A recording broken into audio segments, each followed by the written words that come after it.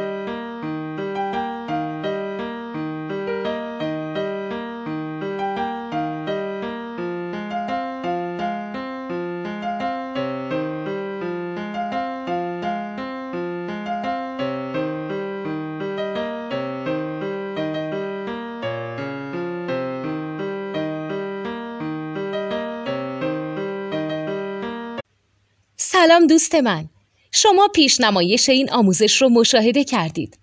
برای دیدن آموزش به صورت کامل میتونید به وبسایت نوت 2 که مرجع آموزش موسیقی هست مراجعه کنید.